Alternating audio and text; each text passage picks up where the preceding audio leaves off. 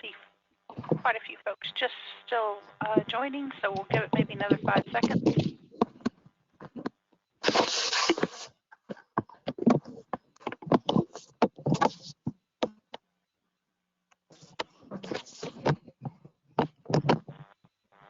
And we're hearing a fair amount of background noise. If you're not talking, could you go on mute, please? Thanks. Thank you, Bill. Yeah, Renee, I think I muted you. I saw that line. So if you do need to speak, you should be able to unmute yourself. And apologies, but I did mute you. All right. So with that, welcome everybody to the February 4th meeting of the Data Usability Workgroup. Hope everyone's doing well and staying safe and healthy. We have a great agenda again as usual. I will turn it over to our co-chairs.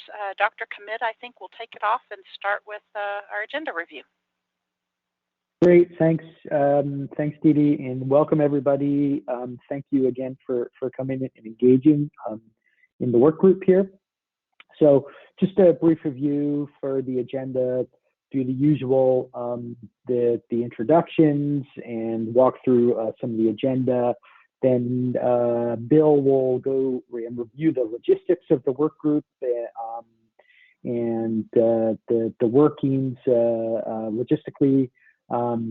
And then Dee Dee will just review again the input request from the USCDI task force on comments for the version 2 there.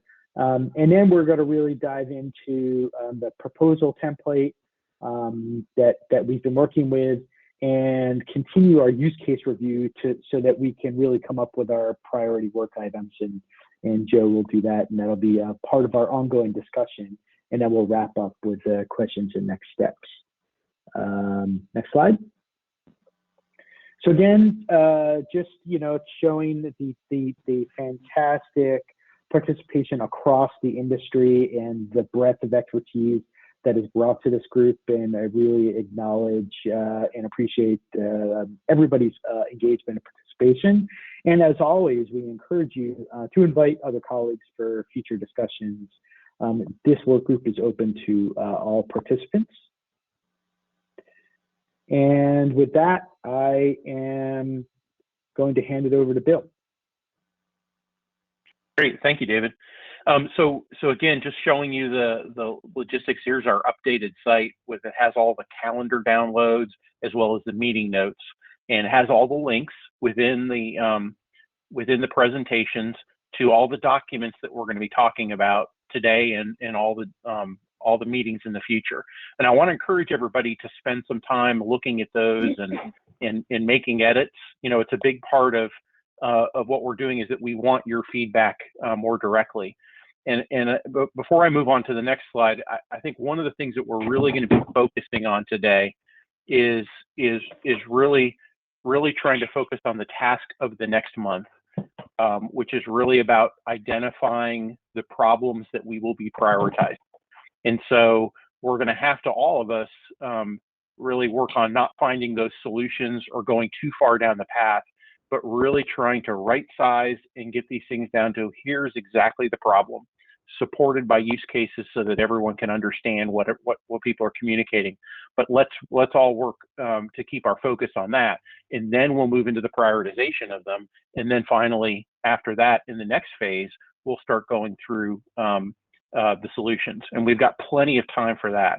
So there will be, these things will be hashed and rehashed, but I think we're coming down to the wire here, and I think it's going to be important for us to focus on that. So next slide.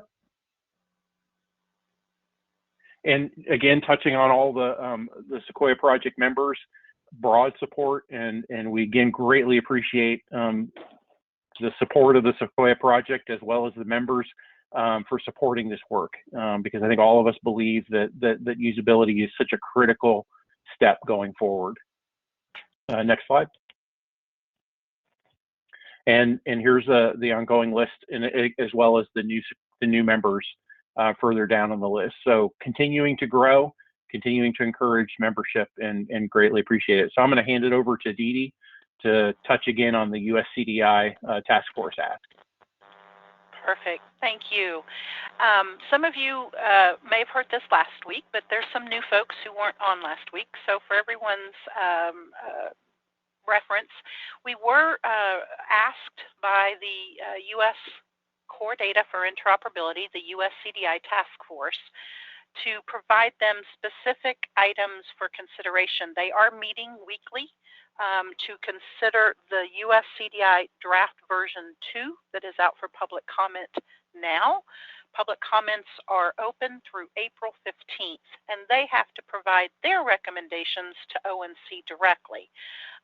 They reached out to us, being the Data Usability Workgroup, and wanted to see if there were any items that are specific that folks want to focus on while they're deliberating the next month or two leading up till April 15th, because they can take and amplify any of the stakeholder recommendations that may be comments that you're submitting. So it's not required that you send those comments to us, but if you'd like to have Sequoia help amplify that and get them directly fed to the US CDI Task Force co-chairs for their deliberation, they did make that offer. So as you're considering the US CDI draft, the first bullet point actually gives you a link to the draft itself. The top of the title page actually will take you to the full healthit.gov website, where all of the US CDI components, including draft 1 or the current version that's in play, version 1 now. There's also a need for them. They ask us to provide any comments potentially on the US CDI expansion process. So the submission system, are there any improvements that you think should be made, the evaluation criteria that they used, and so forth. So if you are thinking about reviewing that and providing comment and you'd like to share that with us, basically the goal would be to send us an email, and we're just going to ask that to go to a general inbox, testing@sequoiaproject.org. It's a general box that's monitored by multiple folks, and where it says hearing your organization's early impressions and or concerns, that links to that email box. So again, if you would like us to amplify your voice, please feel free to submit those. We'd like to get those before the end of the month or by the end of the month, so February 28th, so that'll give the task force time to deliberate and consider them before they have to make their recommendations to ONC directly. So that's what I had to cover.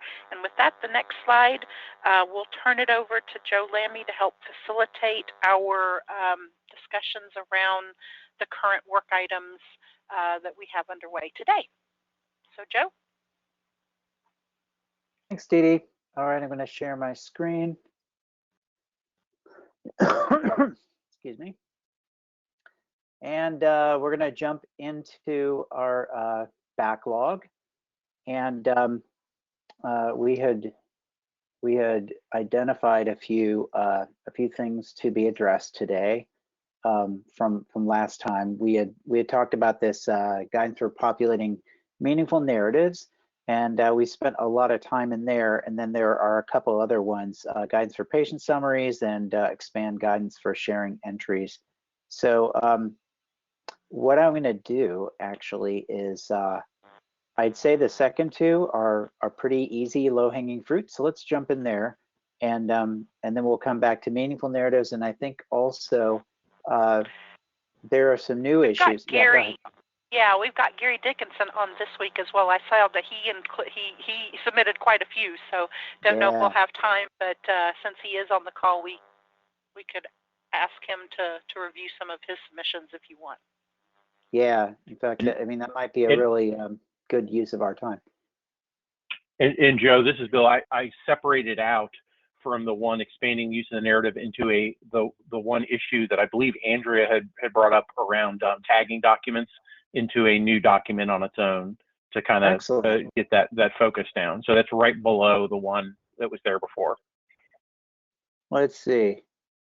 Where was it? It's in line 8. Oh, line 8. Thank you. Yeah, I moved it up next to the one so that they'd be next to each other. It'd be a little bit easier to find, hopefully. And we can alter the name. I just gave a placeholder. Excellent. Excellent. Thank you. So yeah, I would say that what we want to be doing these weeks, because time is winding down, is a win for these meetings is being able to say, this is in, this is out, this is how we've defined this in terms of scope. So yeah, let's jump in. I will not take a lot of time on the ones that I'd already had, and we'll jump right to the other ones. So let's go to the guidance for patient summaries. So this was one from the prior, actually I've already got it opened. This was from the prior joint document work group. And so we've kind of copied and pasted what was in there. And so here's the problem. So as it is. So the original guide, and I probably should add the link, it defined the term patient summary, and it gave some guidance. So there's plenty of guidance that it added, not to repeat it all, but just to say that it defined it as you would map it to the CCD document type, and it also gave some behavior to responding systems that they all had to support the ability of generating a current patient summary, as well as encounter documents for all the encounters that they knew about. So it put some meat on those bones. It gave it section 4 for that. It defined using the CCD document type, and then it talked about how to generate it when and how you would populate entries if there was no date range requested in the query, and then an optional capability for how you could populate entries when a date range is requested, and that's kind of a advanced feature. So this one is easier. The no date range requested is simpler, because then it's completely up to the responding side if they want to give you 48 hours of vitals and 30 days of conditions or this or that. What is the base requirement for a current patient summary is that it has all the active problems, allergies, meds, and immunizations. So anything that's active has got to be in there. Those are shalls. Beyond that, it's up to the responder. And so like labs, if you supplied a date range, the advanced feature is that you populate all the lab entries based on the date range that was asked for.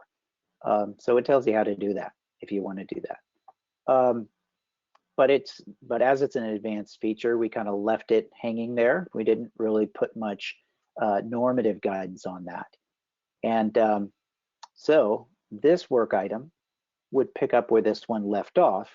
So I would say for you to understand this one, go read section 4 of that guide and say, all right, have we said everything that we need to? Do we need to go further?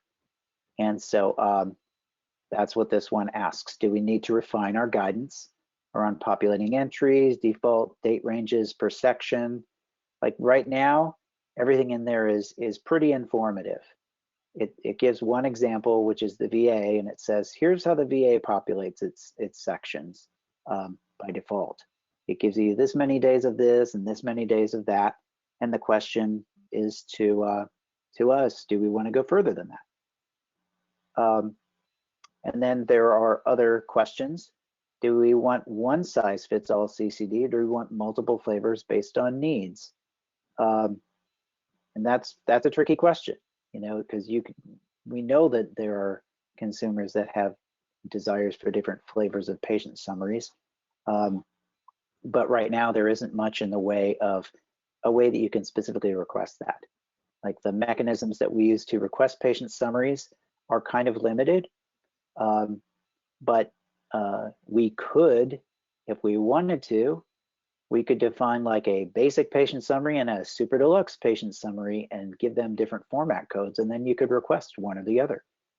Is that a need? So that's a question for this group. All right, let's see. Oh, I see. These are questions about the US CDI input, right? In the chat? Yeah, those are just chats. I'm answering back. They had provided. I'll call it out to you so you don't have to be watching it. Sure. That's fine. I'll help you out there. Thanks. So, and then Nina Mitchell added another question. Patient summaries are quite concise. What measures can be used to ensure this summary is current? Will it include time of last meds or treatment? Should it be in real time? I think a number of these questions probably can be answered in the spec itself.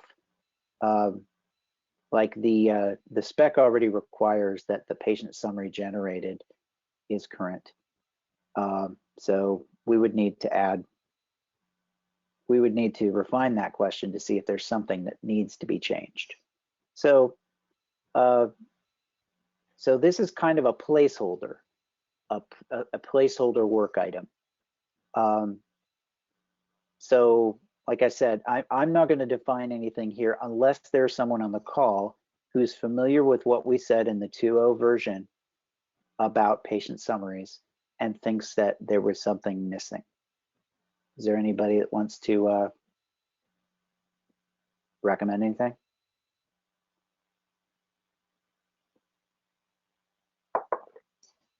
Joe, this is Jason from Meditech.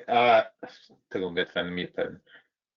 I know we talked a lot about like days back, and one of the issues that we kind of run into a lot is like for some patients going back 30 days is like one visit, but for other patients going back 30 days could be like 5 to 6 to 10 different visits, and that could be a lot of information in a document. So like maybe a days back or a visits back guidance there could be helpful. Okay, I like that.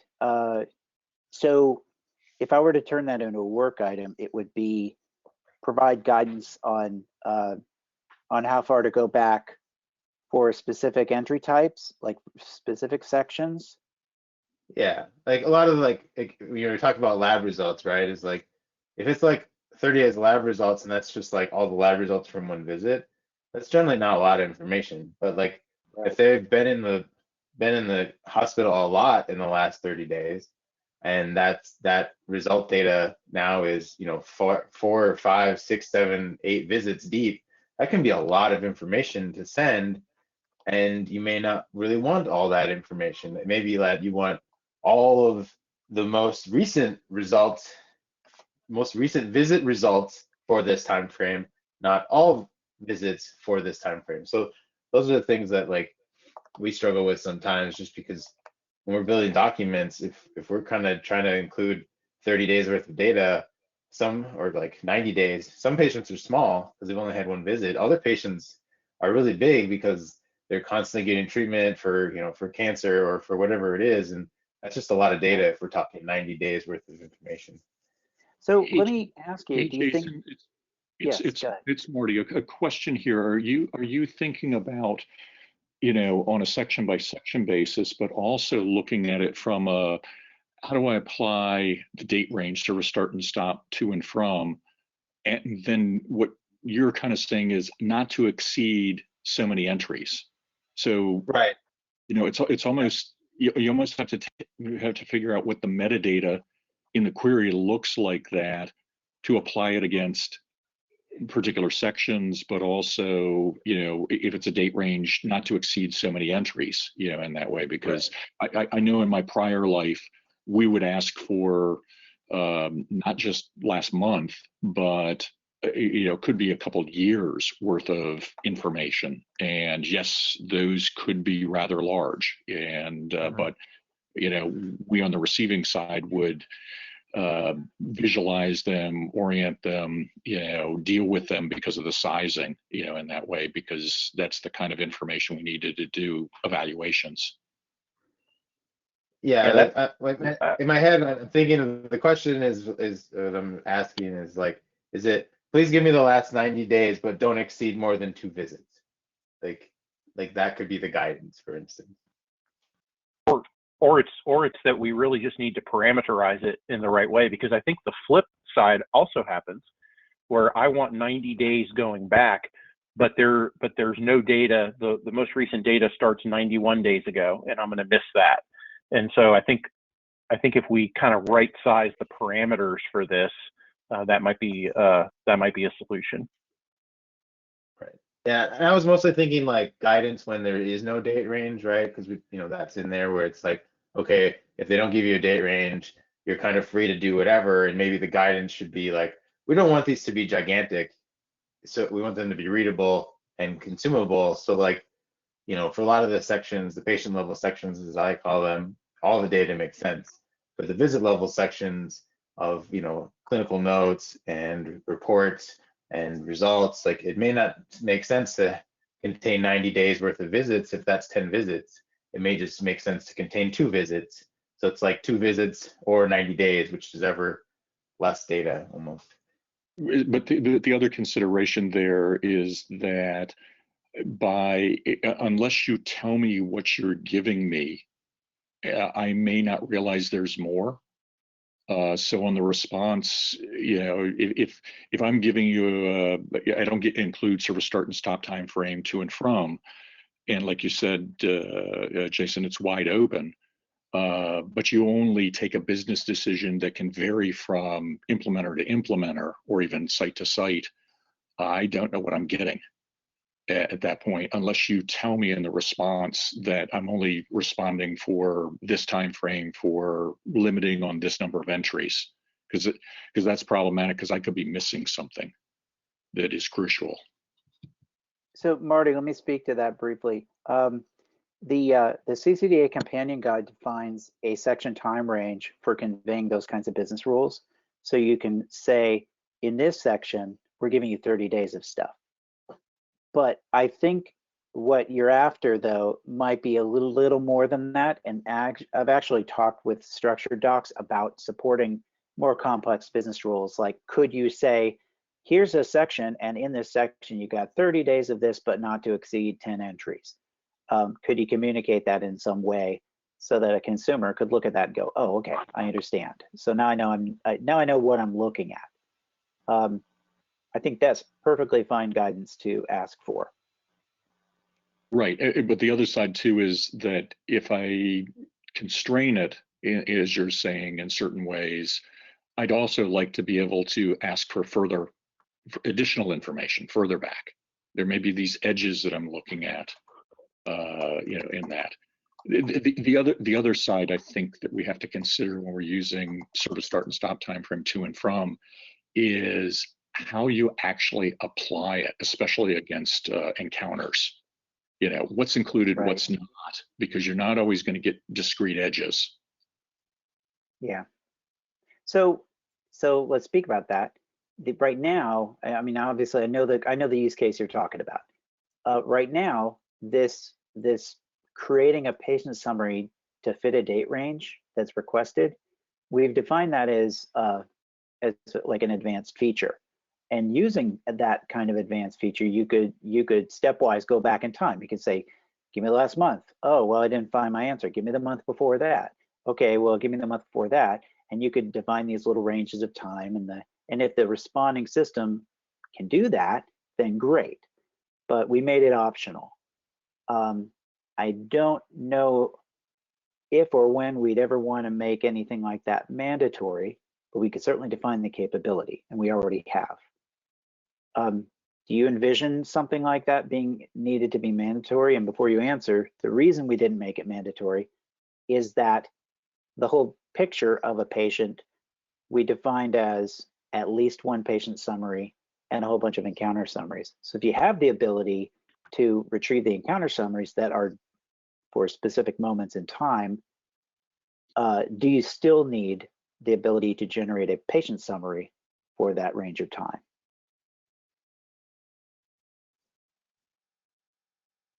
You follow my question? Yeah, I certainly am. You know, and I'll say it from a different perspective, is that when you're considering excluding the patient summary, when you're going to give the individual encounter summaries, I've always looked at the patient summary as kind of a table of contents that potentially could get linked to the encounter summaries, so I can get to the more detail in that way. If you're excluding it, then I may have to go, I may not, I'm going to still have to assemble in a certain way to show longitudinally information over particular time periods, you know, in that way, where the summary may give me something in that realm. And again, from a perspective of, what I've been doing on eligibility and other analysis. Yeah. Yep. Yeah. So, I mean, I think that use case is supported as long as the generating side can do it. As long as they can generate that patient summary to fit your date range, then yeah, you can grab that patient summary and then go and look at those individual encounters that have things that you're interested in. What I get asked a lot about with, because, this problem has come up in terms of date ranges and lookbacks and what's included and contained, and in tying it to usability, and it was probably not a forthcoming solution to this, but what I get asked by the clinicians are basically the request for end user customized at the point of care query.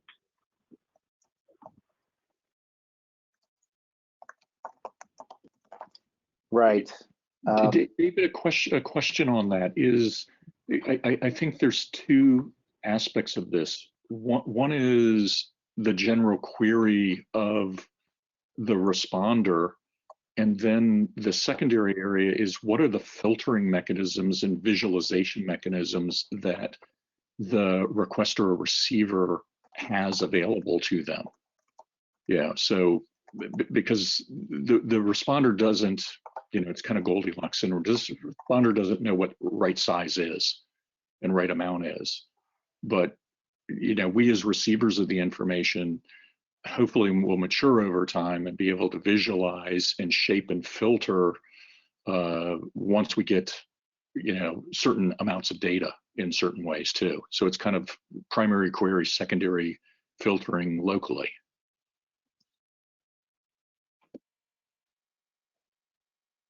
Yeah.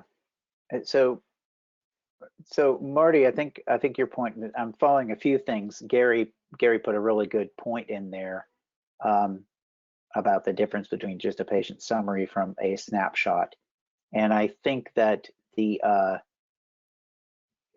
I think that the capability that we're talking about of just selecting a number of entries that fit into a time range, that is not a sophisticated, and now aggregate all of these into harmonized things. I think that's a different kind of capability that Gary's alluding to, but maybe it's one that's needed. That's an interesting thought. Do we need to introduce the notion of aggregating those things? Like summarizing for a patient their glucose level at a certain date, as of a certain date, where you can, that might be the result of multiple lab results, but somehow aggregating those. It's an advanced capability. I don't know if it's being asked for though. So I would add, if we're doing aggregation, we have to have ways of deduplication in that way, if that information is replicated in any way from patient summary to encounter summary or even snapshots. Yeah. Yep. And we're definitely addressing that in other issues of identifying things as the same thing. All right. If it's all right with y'all, I think I want to put this to bed for the moment because there's been really good discussion. I would encourage you to add the specific things that you think we need to add, like in terms of a specific work item or sub item. Add them to this page if there's something that we need to do, and we'll pick it up next week. But I think that was some good discussion. Can I yeah. just, at the risk of being annoying, this is Heather Reedhead, that just a voice from the public health perspective, that I feel like there probably is a list of discrete data elements that reflect issues of public health concern that should probably be coming out in the patient summary or patient snapshot, that are things like a syphilis titer or a an active tuberculosis, like a lab that's consistent with active TB, that would show up, like even if someone is not looking for it.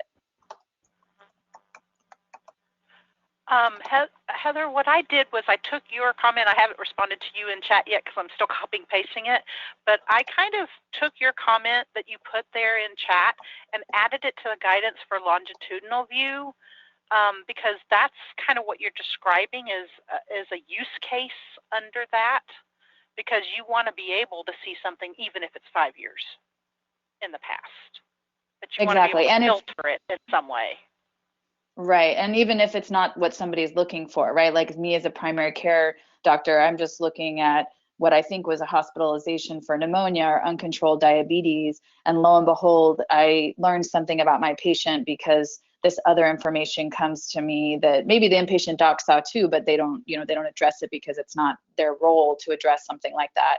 But like I learned that like, oh wow, my patient actually had syphilis like a few years ago and I need to be doing titers. Or, my patient actually had active TB and I have no idea if they were adequately treated.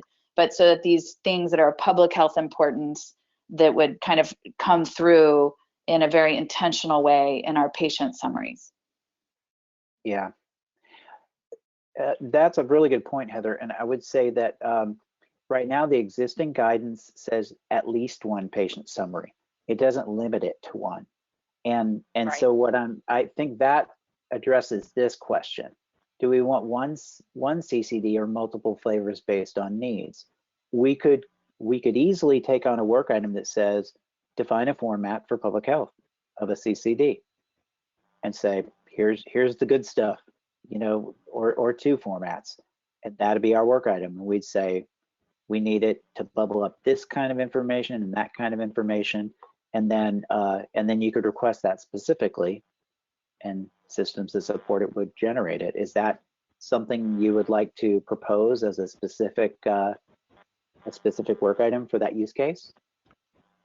Yeah, although I wouldn't want people to have the choice. I would want that to just show up, like, because no one's going to go and be like, did my patient have active TB? Or like, do I want to know about the public health importance? I would want it to just sort of be there in the document, looking at people in the face, regardless of whether or not they were actually looking for it.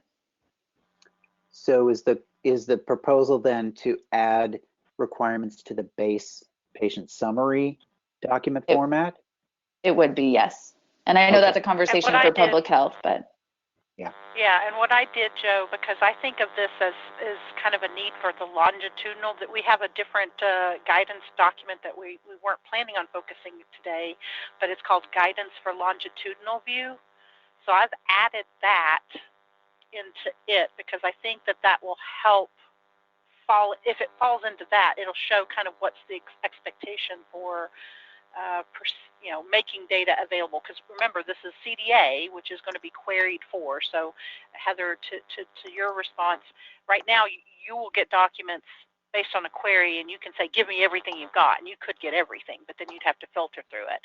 They are CDA documents, and depending on what technology or platform you're using, you might be able to scour through them and find those TB results, for instance, or something like that. But that's going to be up to the technology. But from a longitudinal perspective, you want that ability, not just per patient summary, but you want to be able to have it whenever you want to be able to query for it. And then maybe even in a FHIR basis where you're just querying for that specifically and not for just all the documents. Okay. Is that correct?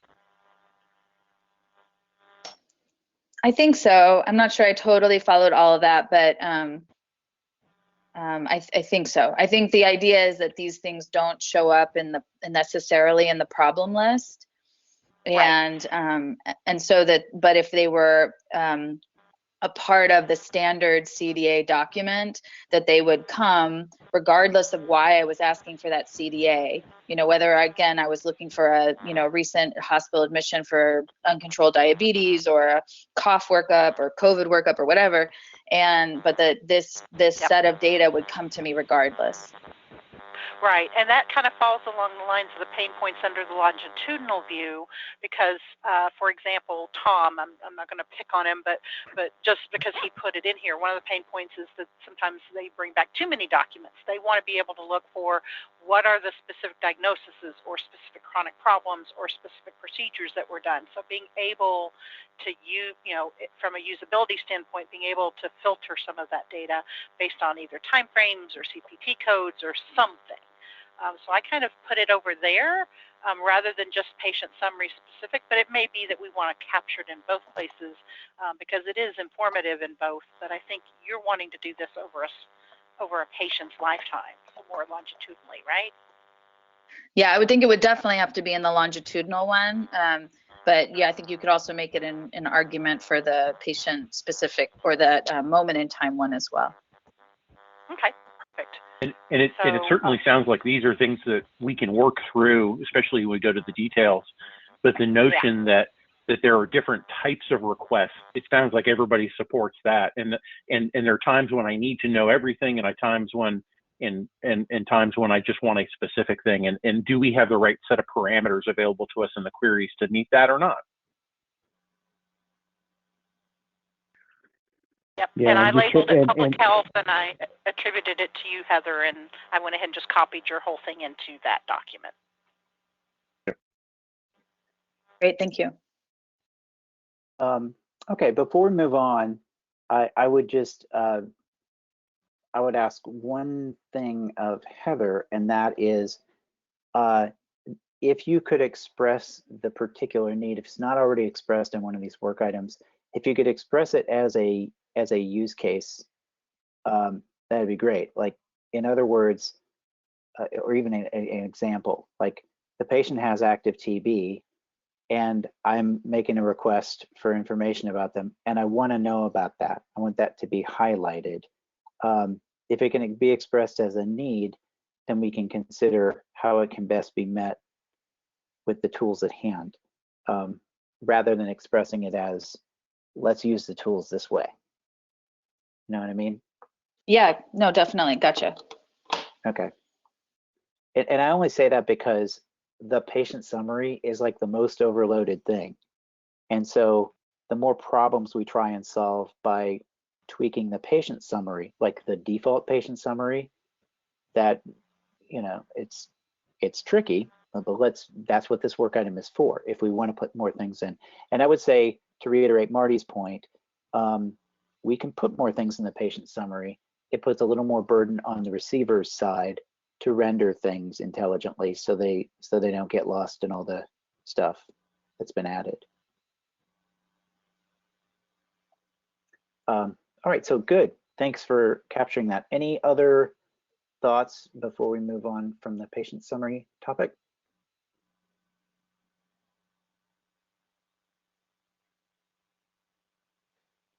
Okay. All right. So I took some notes, but I didn't add so much in here. So, like I said, add anything in here if you've got particular ideas. All right, so I'm going to jump to the next item, and this will be easy, low-hanging fruit, because I reviewed this item, which is guidance for sharing entries within and across documents, and I realized that it's basically the same item as the one we've been talking about, which is the basic data duplication issues. The difference is we wrote this item from the perspective of the generator of the information, how to share things that are the same. That's why we called it sharing entries within and across documents. The other work item is from the perspective of the consumer. How do you reduce pain caused by things the generator knows are the same? So since both roads lead to the same place, I suggest we merge them and remove one. So which one would you like to win? Do you want to leave the data duplication issue, or do you want to call this sharing entries within and across? Because they're the very same thing. You can see the bullets.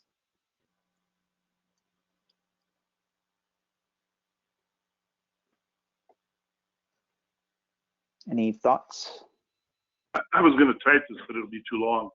So you may have an item being generated by more than one entity, resulting in a duplicate for the person receiving it. So you can't really coordinate it among two different entities. So I think they're separate issues. Yeah, that's not these issues. that is in a different one. That is in this item, define deduplication guidance, which maybe we could reword or retitle to make that clear. So this item is duplication guidance that the generator can't detect or control. These other two items is when the generator knows about all the duplicates. So this one was written from the generator's perspective, and this one is written from the consumer's perspective, but they're both saying the same thing. The generator knows where the dupes are, and they're in a position to mark them as such. This other So can you issue, give me an example? Yeah. Can you give us an example of when they'd know that there are two things that they would be sending out that were duplicates? Yes. One example that we have right now in a participant I'm aware of is that they do a query for a date range, and there are a number of hospital visits in a tight time range. They're very similar in time, and each of those encounter summaries features a lot of the exact same lab results, because whatever their algorithm is for deciding what lab results to populate inside their encounter summaries, it's grabbing the same batch. So the receiver gets 3 documents and 3 occurrences of the same lab result. So the generating system knows those things are the same thing, and the consumer has to deal with them being the same thing. And our solution for that's a problem that we already covered in the prior version of the joint content guide. And the solution is you use the same instance identifier. And so the receiver can look for those same things, and they can decide how to render those intelligently to show that they're duplicates. And Joe, that would not just be on the query that you just initiated, where you get encounter summaries, patient summary, but also if I went back a week later, a month later, I should be able to identify and deduplicate those because of the instance ID. Yeah, that's right. So this issue, the one that I'm pointing to, reduce impact of basic CDA data duplication issues, they're all kind of like that. The example I just gave is where it's the exact same lab result, but we also include things like where the lab result went from pending to finished, and other ones where the lab result has different information populated because of format. So these are all, this work item is all ones like that, where the generator can tell that they're the same thing. The other work item, define deduplication guidance, is for when the generator can't. So I think we've got all duplication issues allocated, right? We've got, there's a bin for everything, right?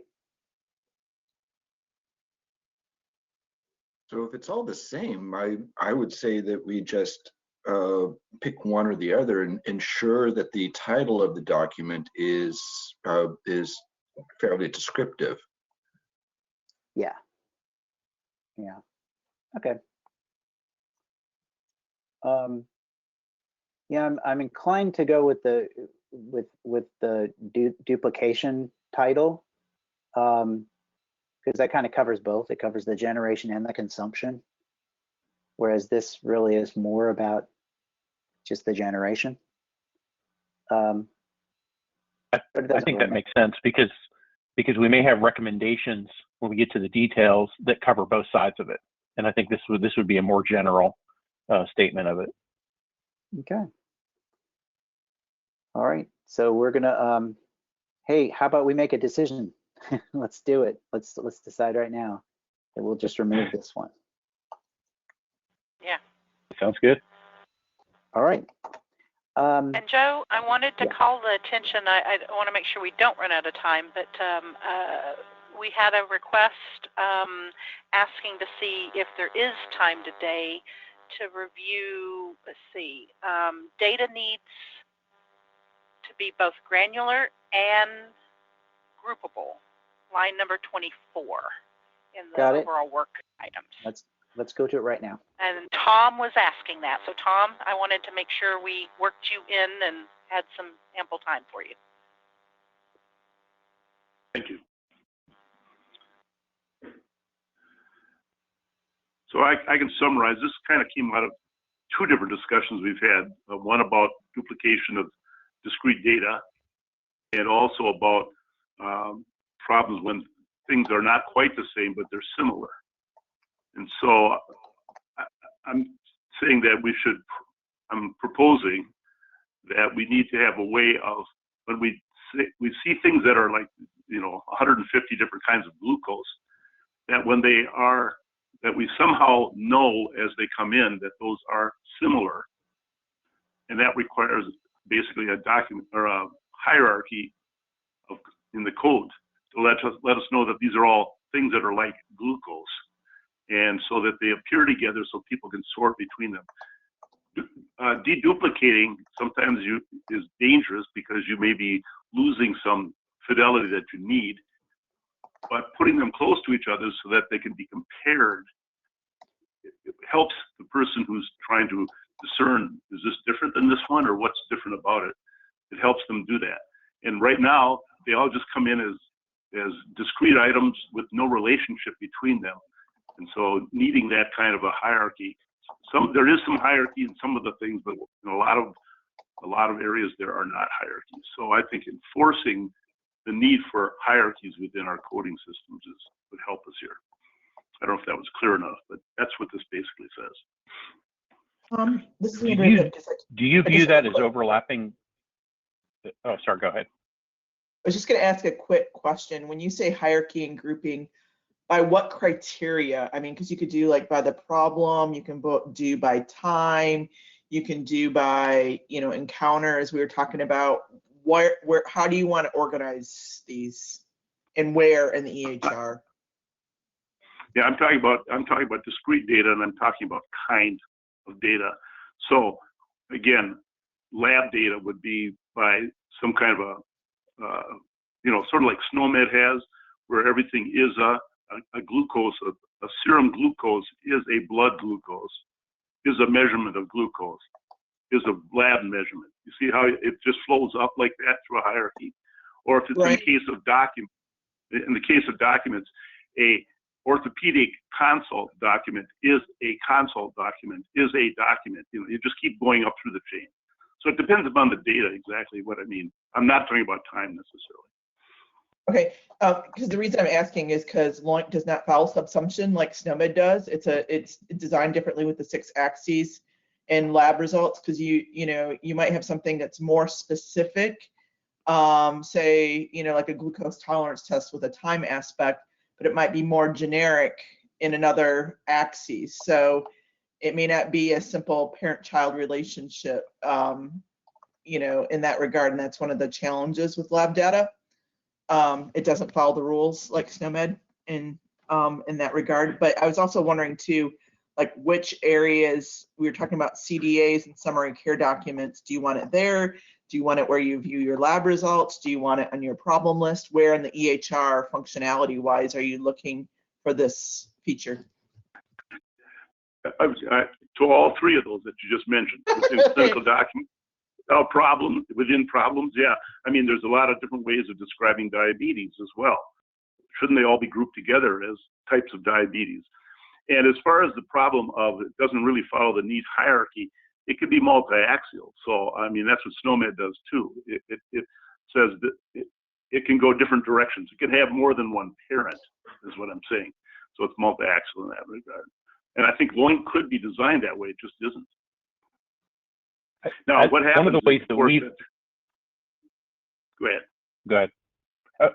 All I was saying was one of the ways that we've tackled this, and I don't know if this is an approach that would meet what you're meaning, is really, and obviously there's been a fair amount of work in this space, is around value sets.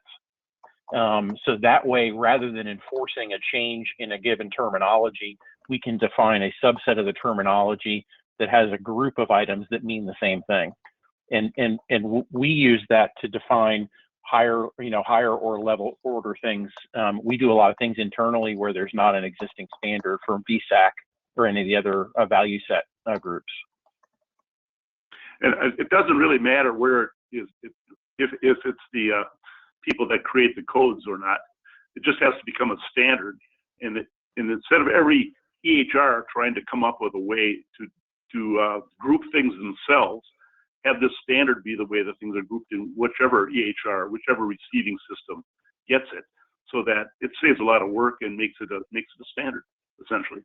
Yeah, I'd recommend we take a look at what VSAC has done, and because I think that they've tackled this to a certain extent. It may not cover all the things that you want, but it might be a way. Maybe there'd be recommendations we could make on that to areas, because it's certainly not complete by any means.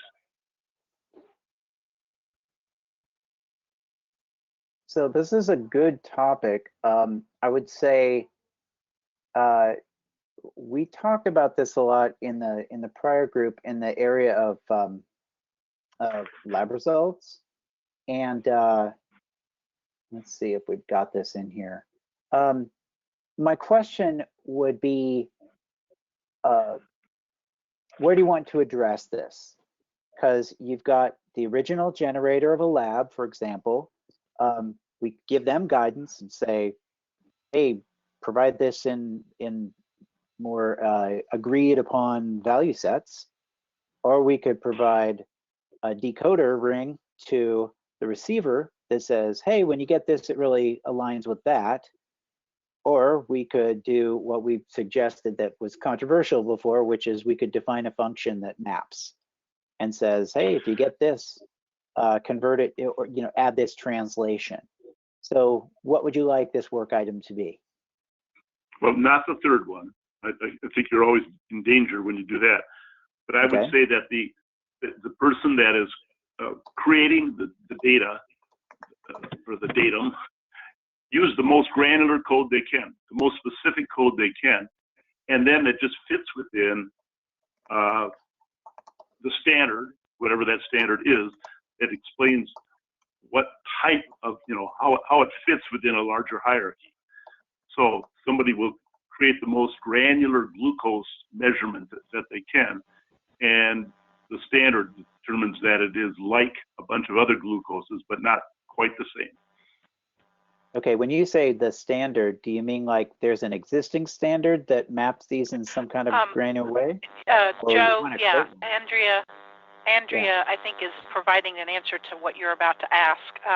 She thinks, the best practice is to map to the most granular LOINC, and she provided a link to the hierarchy of LOINC in the chat. I don't know if you want to capture that. I don't know if you want me to put that into the document itself or if you're just capturing it in notes. But yeah, and the links are put it in regarding the multi-axial part that were discussed a few minutes ago, but best practice is to map to the most granular LOINC code. And then you can always go downstream and group things at a higher level, depending on how you want to slice and dice things.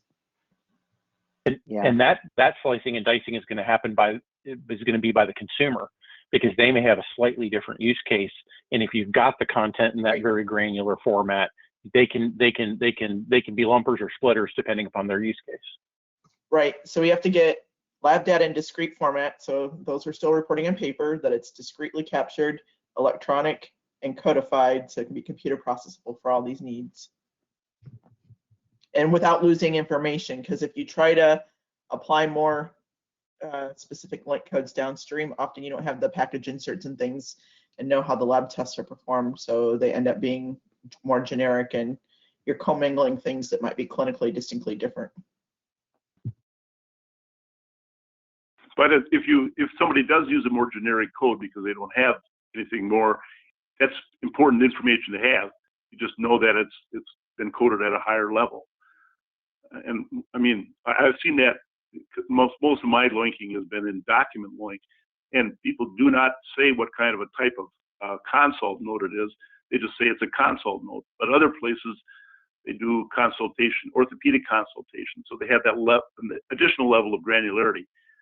Either one should be fine. You should just always code it to the most granular level that you are capable of. And then, yeah, this multi-axial hierarchy is coming with LOINC, but I think we need to push it. We need to push it. And I think if you scroll down there, you'll find my comment in that list. Oh, in here? Yeah, yeah, because we were asked comments on this before. Right. So let me ask you a question about scoping. If we were to write guidance into one of our implementation guides that says, okay, LMISs, when you code lab results, code them with the most granular code available. Are we done? No, I think you're done I as would far like as that. giving guidance. Go ahead, sorry. You're giving good guidance to the people that are coding.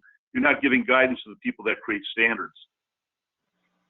Right, and the standards and things are out there, and the question, is why do we still have labs reporting paper? It's because nobody's required them to adopt, because meaningful use excluded laboratory, the originators of lab data, from meaningful use incentives. So there's no reason. The only thing that was there from a carrot stick approach was public health reporting, and we've seen the gaps with COVID.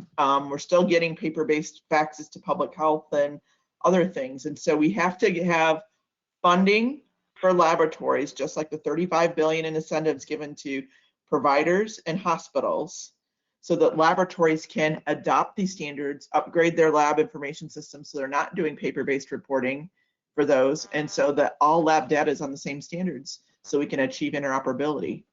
Otherwise, we're going to continue to have inoperability. Okay, so I'll restate. Is the ask for us to advocate or write guidance or write write guidance for coding, or are we writing like a governance procedure? Like what is the deliverable that we would be scoping? I would like to see federal entities to provide funding for laboratories to help them get to the same standards in all labs. So you have the only labs that were included in meaningful use are the ones that are eligible hospitals for the criteria. So you have government DoD, which has a different program, but you have reference labs who are providing coding by the kindness of their heart, and some of the major ones are, which is awesome. But you have blood banks, you have independent labs, maybe they're doing toxicology testing or whatever. And pathology also needs to get to where it's discretely codified and captured. That's why I put in the AJCC 8th edition, because that's kind of been a barrier. Those are the required data elements, and CAP has discrete synaptic reports for pathology and cancer reporting, but it's challenging when you're trying to do tumor review boards if you have paper-based reports. So are we writing a grant request?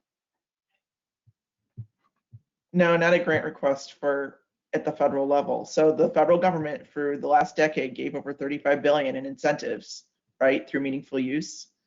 It'd be nice to see that for other areas of laboratory data, like the 70% in the EHR, because you're expecting the EHR to already be able to have the capabilities. You're not looking at the source data, how it's coming into the EHR. So, and it looks like Heather put some things in for, public health too. Okay. Yeah, So, I'll just echo while we're talking about funding that there was, Yeah. not meaningful use money that ever went to public health. So that's why, we have incredibly antiquated public health data systems, So Right. yeah, I'll just put that plug in there too. I have a hard stop because I have to start facilitating another call. I'll just say from my perspective, I'm having a really hard time figuring out what the actionable work item is from this. I understand the problem, I hear the problem, but I really don't know what it is you want this group to do. So Joe, what I'd like to ask this group, because this is great conversation. I know, Tom, you created the document that we're looking at right now, but we're not able to edit it. I was going to try to put some of these notes in. If you can make sure anybody who creates any brand new document, just make sure anybody with the link can edit, as well as just view, so that we can capture these things. But please feel free to go into the document and add these comments. That's what we need to do, is capture some of the great chat that you guys are putting here. I'm just copying and pasting. If you want to put it directly in, please do. And then we'll try to read back through as staff to consolidate all the comments into something a little bit, more concise, and then review that and make sure that we captured everything right. You know, we're up on time. I don't know what I had to do. It says anyone on the internet with this link can edit. It says. Interesting. Okay. Well, I can work with you on offline on that. For some reason, I just asked you for access to it, but for the granular and groupable one, it's letting me view it, but it's not letting me edit it. Okay. So, and that's to anybody. Thank you for making the document, though. Thank you for going above and beyond there. With that, we'll go ahead and conclude the call. We'll be back next week. Please, as homework, go through, read the documents. If you don't understand it, please feel free to put comments in there, add your commentary, add links to standards, whatever to these. This is a working document, and we can't just capture all of this during the calls. We may need to do some of this offline. The goal is to get all the priority items highlighted by the end of this month so that we can use March to vote on them and prioritize them. All right. Thanks so much, everyone. Have a great day, and thank you for attending today. Bye, everybody. Thanks, everybody. Thank you. Bye.